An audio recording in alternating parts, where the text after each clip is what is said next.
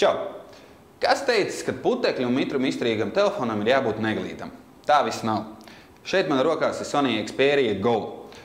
Šis te mazais brīnums, mitru izturīgs, ir līdz pat 30 minūtēm metra dziļumā. To es pats personīgi pārbaudīju, tā kā tam var ticēt. Pieejams viņš mums ir 3 krāsās – melna, dzeltena un balta. Aizmugurējais korpus šim telefonam ir tāds ļoti patīkami matēts, uz kuru noteikti nepaliks pirkstu nospiedumu. Un dēļ šī korpusa telefons noteikti arī neslīdēs ārā no rokām. Telefonam ir 5 megapikseli fotokamera, ar kuru tu varēsi uzņemt ļoti labas kvalitātes fotoattēlus, kā arī uzfilmēt augstas izšķirtspējas HD video. Meklējot informāciju par šo telefonu, internetā bieži vien ir uzrādīts to, ka viņam ir pieejami 8 GB iekšējā atmiņa. Īsnībā gluži tā nav, jo reāli lietotājiem pieejami vien 4 GB no šiem te 8 GB.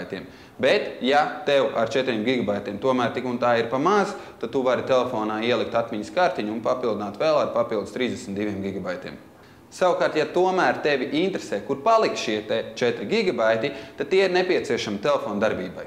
Tā kā telefons ir putekļu un mitru izturīgs, tad to droši var ņemt līdzi arī ceļojumos. Un ceļojumos noteikti noderēs arī aplikācija Triposo, kas ir pilsētas ceļvedis tavā telefonā. Tu vari lejupielādēt sev interesējošās vietas, saglabāt to telefonā, un tad tev pat nevajadzēs internetu, lai viņus turpmāk aplūkotu.